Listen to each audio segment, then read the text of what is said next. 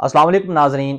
पिछली वीडियो के अंदर हमने बात की थी रडार के मुतालिक। उस वीडियो के अंदर हमने समझा रडार क्या होता है और रडार जो है ये कैसे काम करता है।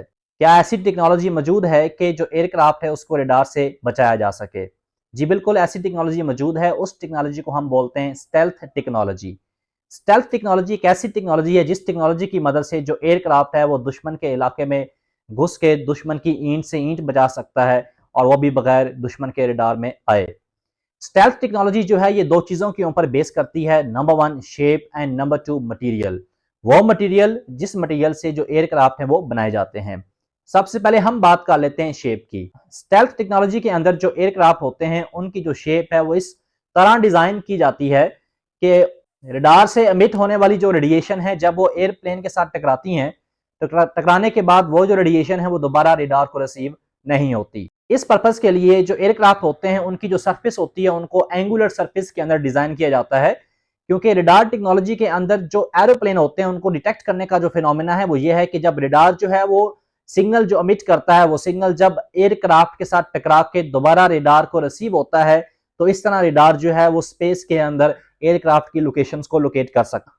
एयरक्राफ्ट की जो शेप है वो इस तरह डिजाइन की जाती है कि रडार से आने वाला जो सिग्नल होता है वो सिग्नल एयरक्राफ्ट से टकराता तो है लेकिन टकराने के बाद वो सिग्नल दोबारा रडार को रिसीव नहीं होगा, और जब रडार को सिग्नल रिसीव नहीं होगा तो रडार जो है वो एरोप्लेन की जो लोकेशन है उसको डिटेक्ट नहीं कर सकता। इस पर्पस के लिए एयरक्राफ्ट की जो शेप है वो एंगुलर सरफेस के अंदर डिजाइन की जाती है। जब रेडिएशन जो है वो पड़ती हैं एरोप्लेन की सरफेस के ऊपर तो वो जो रेडिएशन है वो डिफरेंट डायरेक्शंस के अंदर स्कैटर्ड हो जाती हैं और रडार को दोबारा रिसीव नहीं होती। दूसरा तरीका जो ये है वो ये है कि एयरक्राफ्ट जिन मटेरियल से बनाया जाता है और ऐसे मटेरियल इस्तेमाल किए जाते हैं जो रेडियो वेव्स को एब्जॉर्ब कर लेते हैं। जो मटेरियल रेडियो वेव्स को एब्जॉर्ब करते हैं उन मटेरियल को हम रैम का नाम देते हैं, यानी कि रडार एब्जॉर्बिंग मटेरियल। ये मटेरियल असल में पोलराइजर होते हैं और ये जो पोलराइजर होते हैं ये बेसिकली पोलराइजिंग पेंट जो है वो रडार की बॉडी के ऊपर किया जाता है। अगर हम इन पोलराइजिंग मटेरियल का माइक्रोस्कोपिक लेवल में हम इनको देखें तो ये छोटी छोटी आयरन्स की बॉल्स होती हैं और ये इतनी छोटी बॉल्स होती हैं जो इंसान को आम आंख से नजर नहीं आती। जब रेडियो वेव्स इस मटेरियल के ऊपर पड़ती है तो रेडियो वेव्स जो होती हैं यहाँ पे एब्जॉर्ब हो जाती हैं और जब रेडियो वेव्स एब्जॉर्ब हो जाएंगी तो रडार को रिसीविंग सिग्नल जो है वो नहीं मिलेगा, जिसकी वजह से रडार जो है वो एरोप्लेन को डिटेक्ट नहीं कर पाएगा। लेकिन रडार जो होते हैं ये भी बहुत सियाने रडार होते हैं, ये भी लगातार अपनी जो फ्रिक्वेंसी है ये चेंज करते रहते हैं। तो लगातार फ्रिक्वेंसी चेंज करने की वजह से जो शेप और जो एब्जॉर्बिंग मटेरियल यूज किए जाते हैं उनके बावजूद भी जो एरोप्लेन होते हैं वो बाज़ दफा रडार के ऊपर डिटेक्ट हो जाते हैं। क्या स्टेल्थ टेक्नोलॉजी के अलावा कोई और तरीका भी है जिसकी मदद से जो एरोप्लेन है वो रडार की आंख से ओझल हो सकते हैं? वो जो तरीका है वो असल में रडार जैमर कहलाता है।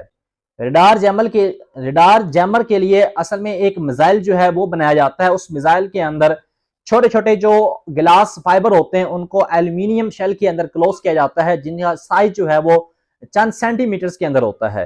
और जब किसी भी जब एयरक्राफ्ट ने दुश्मन के इलाके के अंदर हमला करना होता है तो सबसे पहले वो जो मिसाइल होता है वो फायर कर दिया जाता है, जिसकी वजह से स्पेस के अंदर छोटे छोटे मेटेलिक पार्टिकल्स जो होते हैं वो बिखर जाते हैं और रडार जो होता है उन छोटे छोटे पार्टिकल्स को डिटेक्ट करके एक उलझन का शिकार हो जाता है और उसके रडार डिस्प्ले के ऊपर बहुत ज्यादा मेटेलिक लोकेशन जो है वो शो हो रही होती हैं। असल में एरोप्लेन भी वहां पे लोकेट हो रहा होता है लेकिन एरोप्लेन की लोकेशन कौन सी है रडार जो होता है इसके अंदर उलझ के रह जाता है। दूसरा जो तरीका है वो ये है कि एरोप्लेन्स के अंदर ही एक छोटा सा रडार जो है वो लगाया जाता है जो लगातार जो है रेडियो वेव जो है वो एमिट करता रहता है, और जब रडार से एक रेडियो वेव जो एमिट होती है तो उसी सेम फ्रिक्वेंसी की जो रेडियो वेव्स होती है वो एरोप्लेन जो है वो एमिट कर देता है। इस तरह जो रडार के ऊपर डिस्प्ले होता है उसके ऊपर एरोप्लेन की जो लोकेशन होती है वो डिफरेंट शो हो रही होती हैं। कभी एरोप्लेन दूसरे पॉइंट पे लोकेट हो रहा होता है और ये बहुत ही थोड़े वक्त के अंदर एरोप्लेन की जो लोकेशन है ये बार बार चेंज हो रही होती है। इस तरह एरोप्लेन जो है वो रडार की आंख से ओझल होकर दुश्मन के इलाके में हमला करके वापस आ जाते हैं। क्या ऐसी भी कोई टेक्नोलॉजी मौजूद है जिसकी मदद से जो एरोप्लेन है वो कंप्लीटली जो है वो रडार की आंख से ओझल हो जाए? तो जी बिल्कुल, ऐसी टेक्नोलॉजी मौजूद तो नहीं है लेकिन फ्यूचर के अंदर इसके ऊपर काम किया जा रहा है। इस टेक्नोलॉजी का नाम है प्लाज्मा टेक्नोलॉजी।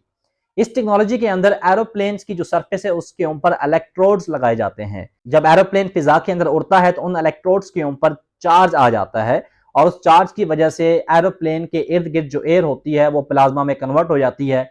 इस तरह एरोप्लेन को एक प्लाज्मा का जो गुलाफ है वो कवर कर लेता है।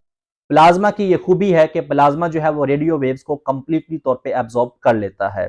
इंसान इस टेक्नोलॉजी के ऊपर काम कर रहा है। अगर इंसान इस टेक्नोलॉजी में कामयाब हो सकता है तो जो एरोप्लेन है वो कंप्लीटली तौर पे रडार से गायब हो सकते हैं।